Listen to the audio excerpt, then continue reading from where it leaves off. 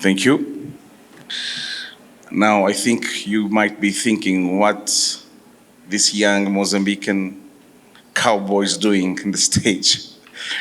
I'm still, the Tennessee whiskey is still wearing off from last night, and I'm here to present a smart city. I'm here with a team of three. In fact, we have the co-founder, Chairman Michel Uxene sitting there.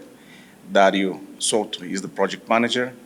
Myself, Enrique Betancourt, I'm the CEO of Black Cheetah, the main investor of Uxene Smart City.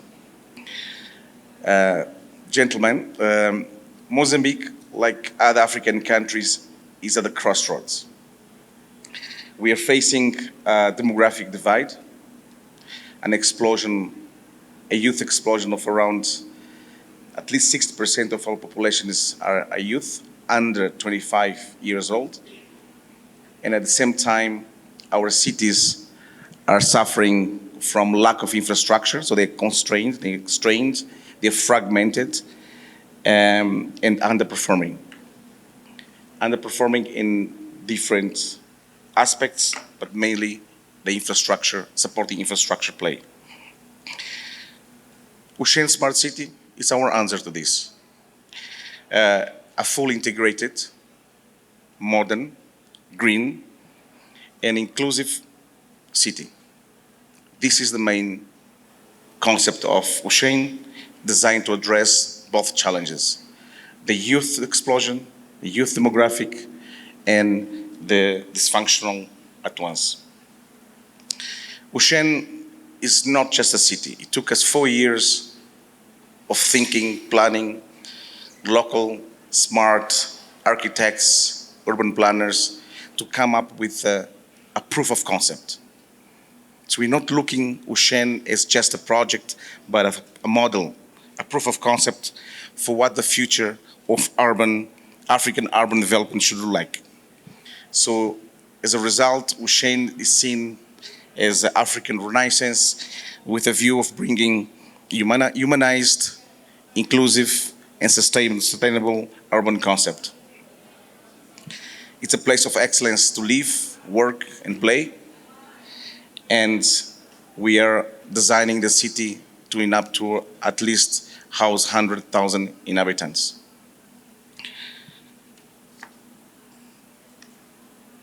To give you in perspective, in terms of ticket size, overall projects, $3.5 billion, $108 million for phase one, and the city has a land mass of around 765 hectares, as you see on the slide.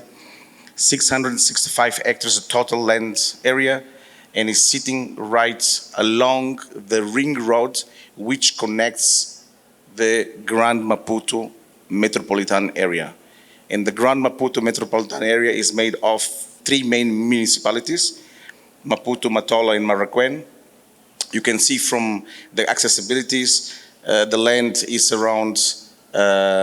is in the epicenter of the 3 municipalities. Hence, we call it a city within cities. In terms of distance, it's located around 20 kilometers, 19.3 kilometers to Maputo CBD. Just to give you a much better concept of what the Grand Maputo metropolitan area is, in total, in terms of population density, we're talking about 3 million people in the metropolitan area. As you can see in the green area is the Maracuén city, Maracuén municipality. The yellow is the Maputo city, around 1.2 million inhabitants. The biggest municipality is Matola, which is the twin city of Maputo. So Uxene Smart City is right in the middle, as you see. An agriculture farmland, which has been engulfed by the expansion of the cities, of the 3 cities, and looks like a green dot, a green island in between the 3 cities. Hence the opportunity, because of the pressure that the growth of Maputo city and Maracuén, the land has been suffering from a lot of pressure, where A lot of cuttings of the crops have been happening, and this forced us to rethink, to requalify the farmland into an urban development. Just to obviously cap on what my colleague said, and of important point, the Uxene land was initially 1.5 million hectares, and invasions and the like have taken or growth in the surrounding areas, reducing it to 750. So we saw the opportunity to requalify, urbanize in partnership with the government, get appropriate rezoning applications and turn it into urban land. We at our initial phases, obviously, we spent nearly 4 years designing and master planning this project. But obviously, we needed to start somewhere. And the start apart from design is obviously to try and identify a phase one that would actually bring development to it. And our phase one at this point in time would consist with a residential component, a university, a regional mid-size hospital, and a logistic warehouse park. That obviously the full scope of that logistic park is about 160,000 square meters, but on phase one, we'll develop about 40 to 50,000 square meters of warehousing. Obviously, the intent of this is obviously while we are in the process of getting all these rezoning application, which is lengthy, everyone should be familiar with that, we are starting up with some projects that will bring the development, obviously, afford us opportunity to monetize some of the projects and obviously get the vibrant going.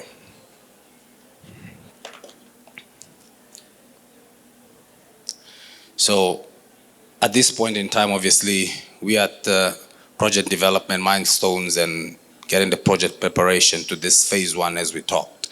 We have up to this stage spent close to $4.5 million in obviously the entire design, master planning, rezoning, and the entire application that has brought us to where we are presently. Obviously, we need a bit more to take it further and conclude this entire rezoning and pre-feasibility and everything else. So the funding that we're actually looking at this point in time that will take us to that point is in circa about $2 million at this stage. And what is this to do?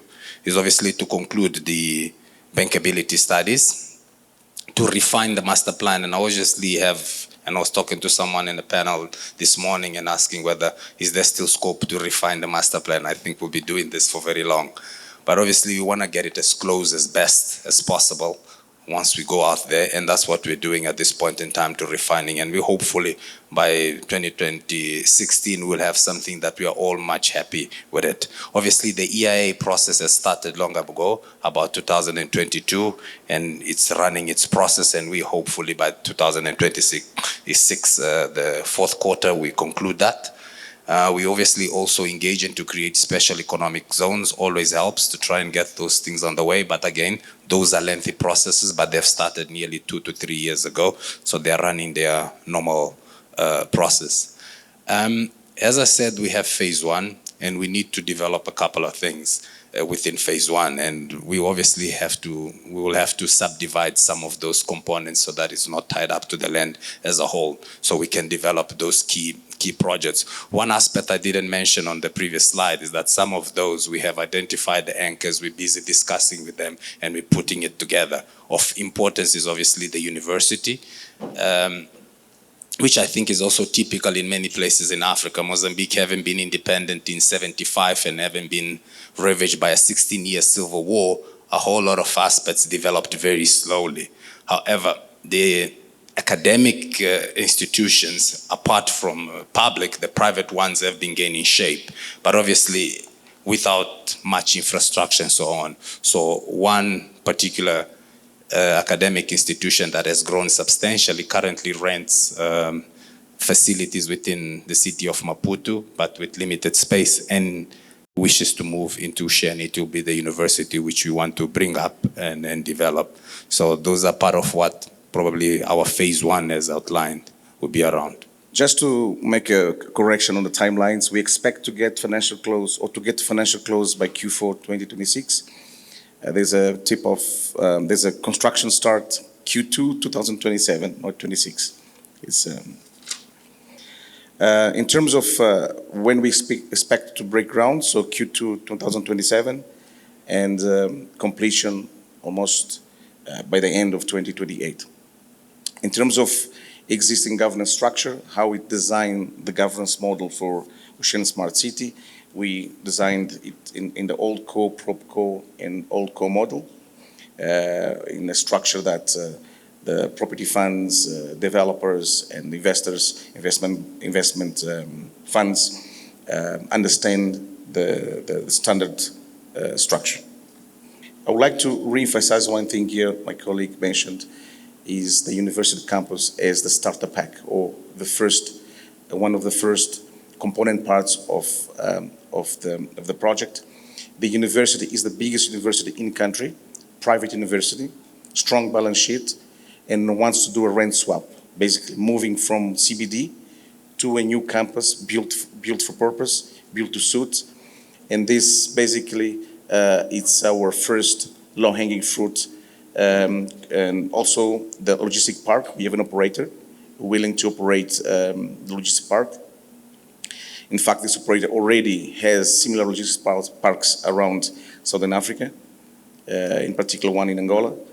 And we're also talking to developers, specialized developers for the hospital. One is actually sitting here in this room without disclosure. Basically our model for starter pack, starter city, we are master developers. Basically we take all the risk on the bulk servicing below the ground, and above the ground we actually partner with strategic developers, specialized developers, and reduce the completion risk. My colleague already mentioned we have invested around $4.5 million to get where we are. We intend to put in-kind equity in the next phase of development. Our land is sitting in terms of valuation around $80 to $100 million in terms of land valuation, considering it's an urban land in the middle of 3 cities. We are looking for $2 million to de-risk the project to bankability. Essentially, what my colleague said is to get to bankability on those 4 main component parts. Noteworthy that the tenants have been identified. So the university as a tenant has been identified. We've been in negotiations. We have already advanced in terms of the program design of the campus. We have architects working on the university campus. So we are looking at closing the term sheet with all these key tenants, basically. We are looking at 2 different types of phase 2, in this case, development phase.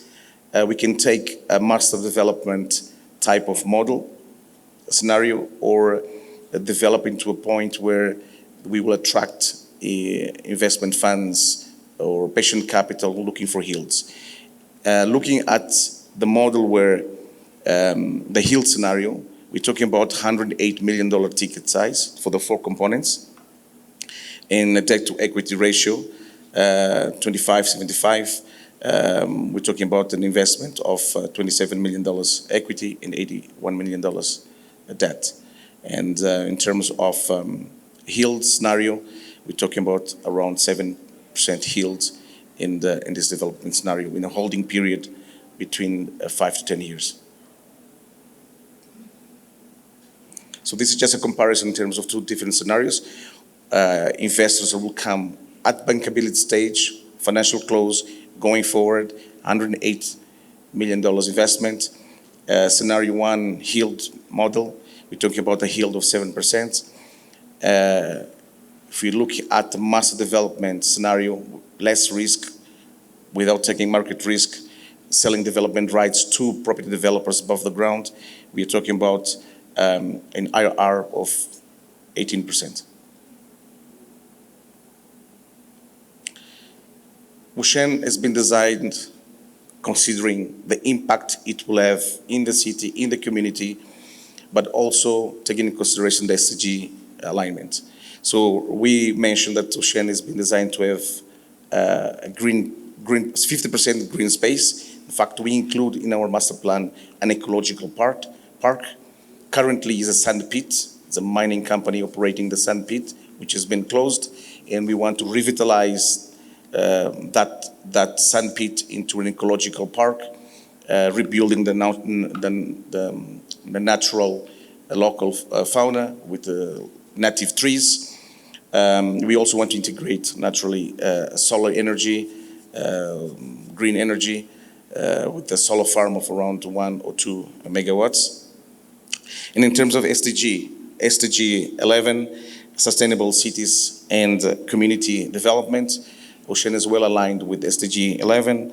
Uxene is well aligned with SDG 9, industry, promoting industry, innovation, and of course infrastructure development. SDG 4, quality education, healthcare facilities, and of course job creation for the local people. We expect to create a ton of jobs, at least 7,000 jobs will be created by Uxene Smart City during construction. In fact, 2 years ago, the banking syndicate of Mozambique nominated Uxene to be the third biggest job creation initiative after the oil and gas sector up north. We already mentioned our alignment with SDG 7, clean energy, by incorporating in the grid solar energy. So in terms of metric risks, we look at a set of 5 main component risks, 6 main component risks. The highest, or let's say in terms of likelihood, the political or regulatory risk, we expect to mitigate this by maintaining a good rapport, which we already built with the government, local governments, and also will mitigate potential construction delays or completion risk by identifying developers with track record, citywide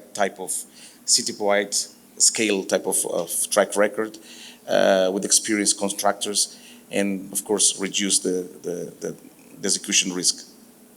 In terms of market adoption, we're going to move into 2 different strategies. One, we will sign lease agreements, pre-lease agreements with corporates which are currently demanding accommodation for their staff, but also commercial spaces. We give an example of the logistic park, the warehousing, where the operator already identified potential tenants for the warehousing.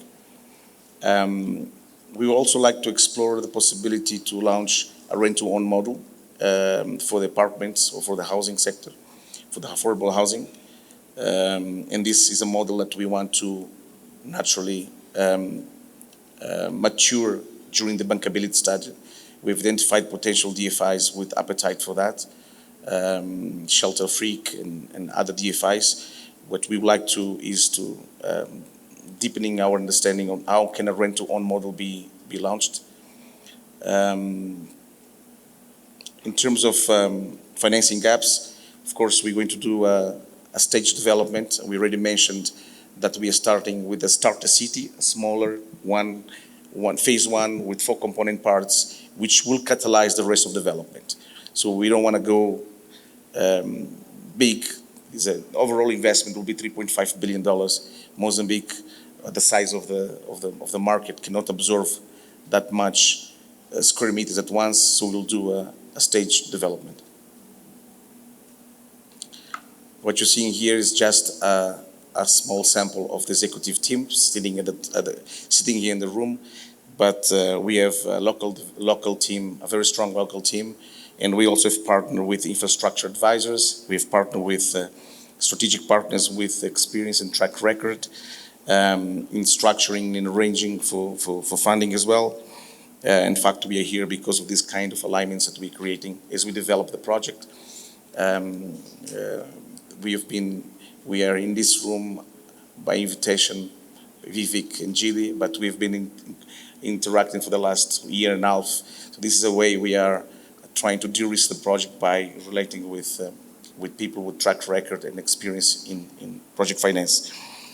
We assembled this team, not just to dream, but to be able to deliver on this project. Thank you. That's it. Cool. So just summarize the ask quickly. Essentially, the ask is for project preparation funding.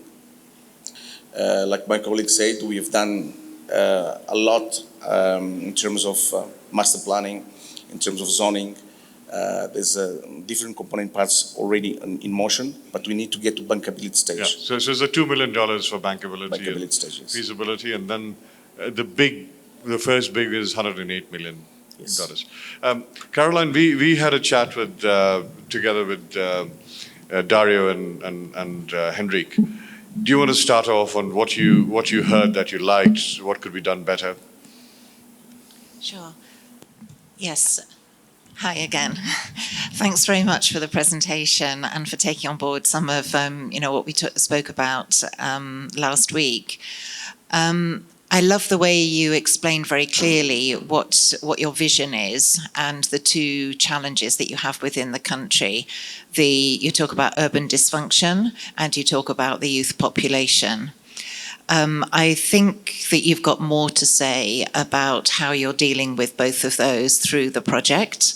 And I'd love you to say a little bit more both about, I think for the urban dysfunction, I think you're very clear about your master plan development, your approach to high quality design, et cetera, I'm sure Cynthia will ask questions about the smart component, but perhaps I'll leave that for her to speak about.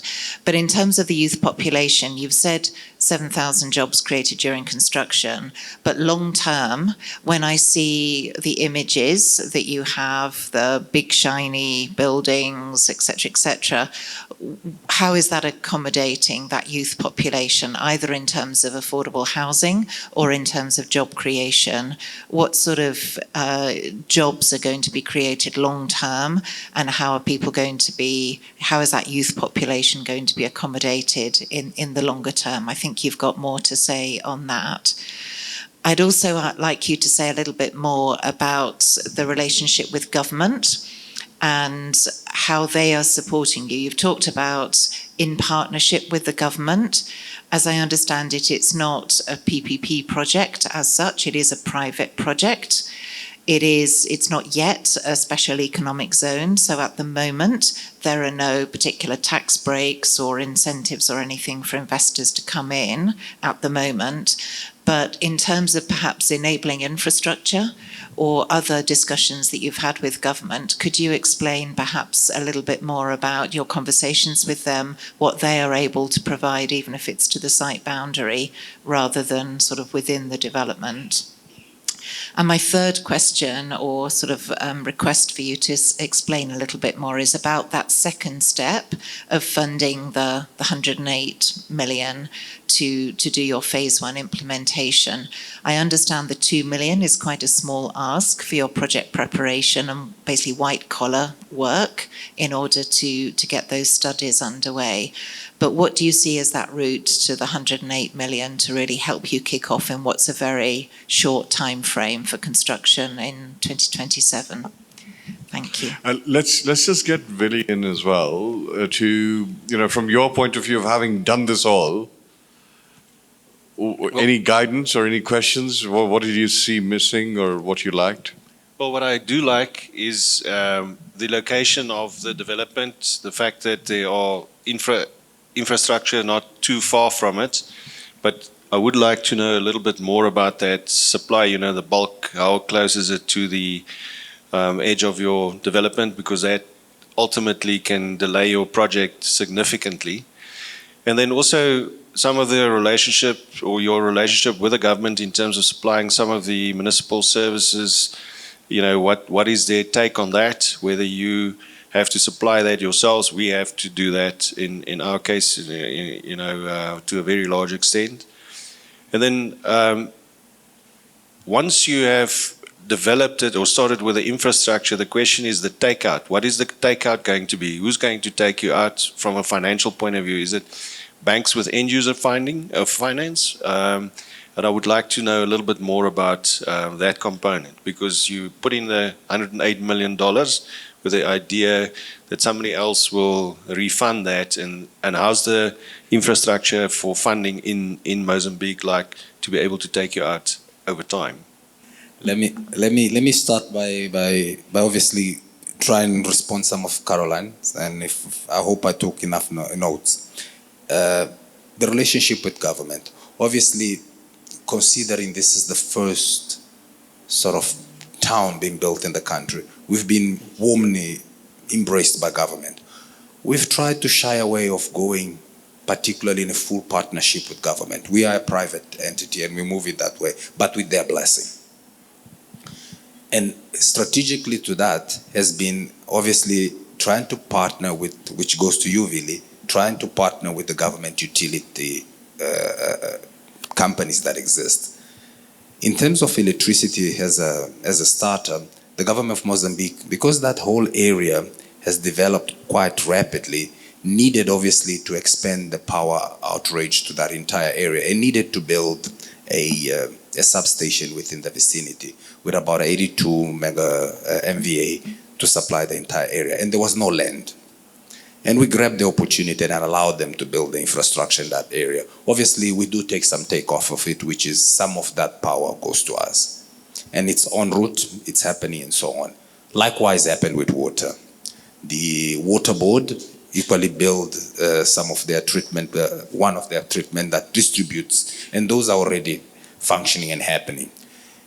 We obviously gonna tap into that. We need to bring the water from them or from the location where it is, which is all within our boundary, inside our entire development, and that is the cost and part of the 108 million that we need to go forward and bring in that.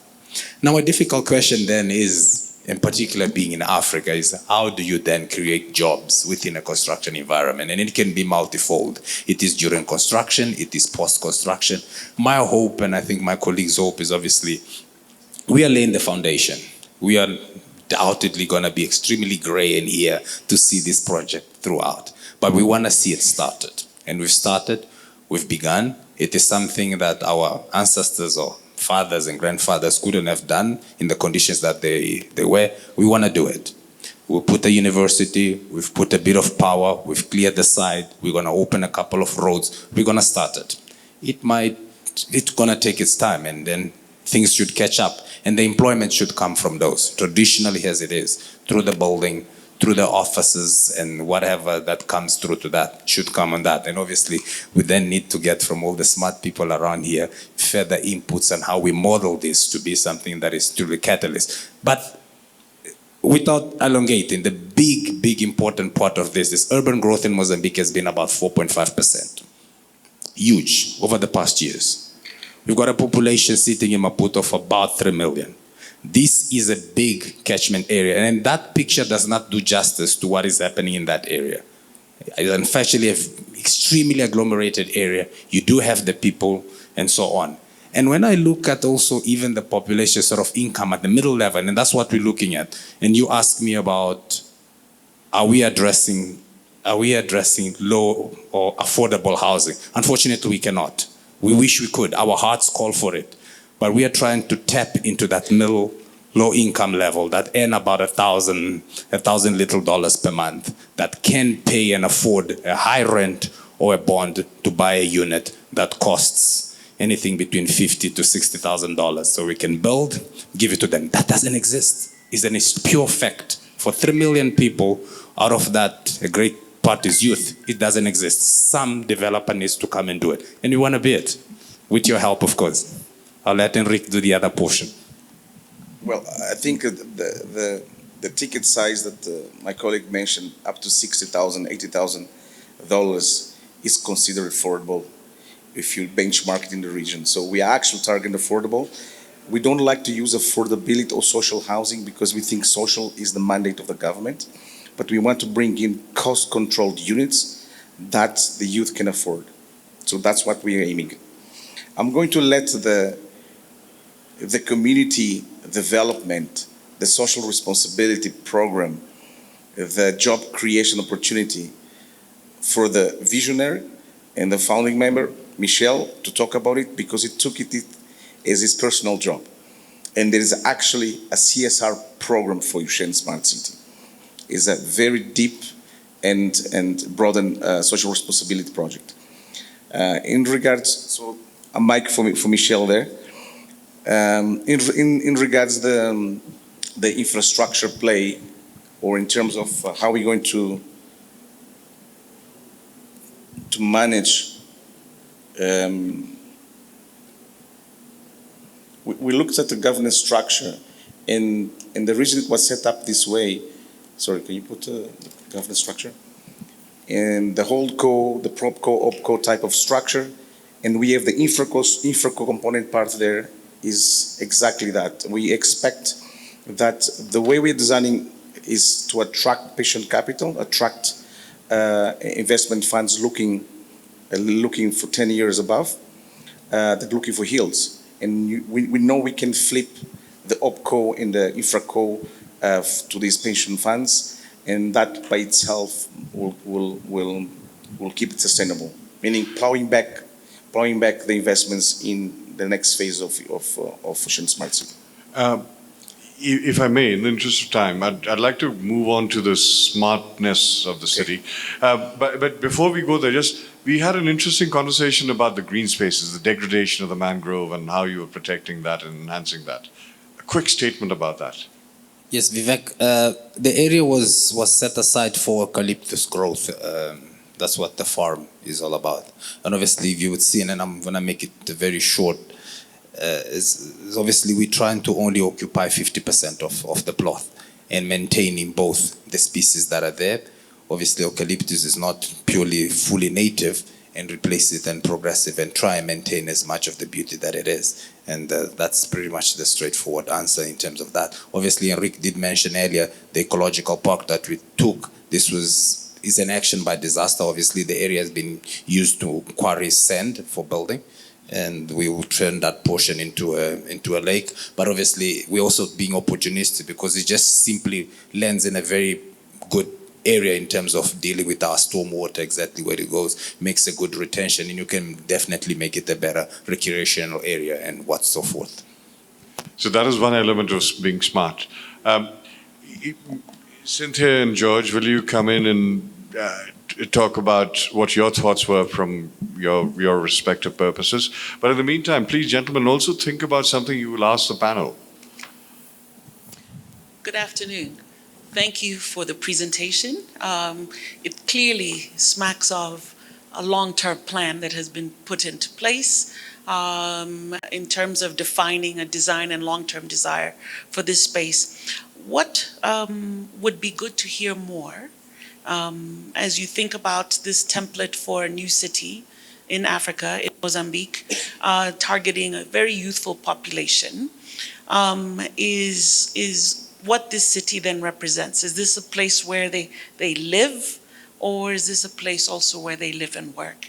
If you think of a youthful population, and we see it here in Kenya, we see it in various places around Africa, many of our youthful population are looking for livelihoods that have typically started from an internet.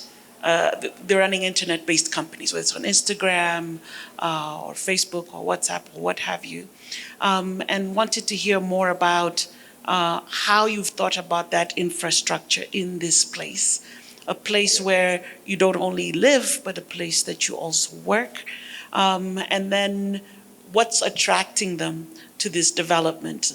And as you think about these schools and the hospitals that are creating the future leaders of tomorrow, then you start to think how efficient you are in the utilization of power, harnessing of solar, potentially even being able to feed back the grid to the satellite locations around your project. So a lot of it was insular to the project. How are you thinking of how you're harnessing those utilities around energy, water, electricity, connectivity, and then how are you thinking about the needs, the future needs of your city, and then what happens in the satellite around? That would be good to hear.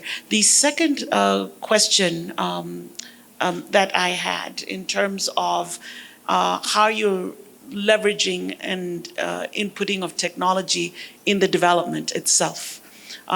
We hear a lot about AI and how that is enabling new techniques for speeding up, reducing cost, efficiency. How has that played into any of your thinking in terms of developing this ground-up template model that could be replicated also in other parts of Mozambique and potentially Africa? Yeah, thanks. My fellow judges have already said a lot of things, but I'll try to add some thoughts from my end as well. First of all, thanks a lot. I thought it was a really good pitch. I really like the fact that your project is really proximate to a lot of urban demand and really tries to address a key challenge. And I also like the fact that you have the university as kind of an anchor of the project to kind of build around. I think that is quite strong. Some elements that I thought should be developed further. I think the political risk point was already mentioned. I think that's one that needs to be addressed a bit more. I think the mitigation of signing an MOU and having a good relationship with the government might not be enough for some investors, frankly. Then secondly, macroeconomic risk and currency risk, especially if you're taking on foreign debt in a different currency. How would you manage that aspect? Then I also think in terms of the smartness of the city. So obviously you're targeting a youth population, you have a university there. Have you thought about partnering with digital infrastructure providers like mobile operators or other digital infrastructure providers? Because I think there's also revenue opportunity for you because you could enter smartphone or device financing agreements with those operators for the university, and then you could take a cut from that because they obviously have an interest in seeing the digital adoption of that population in that development go up.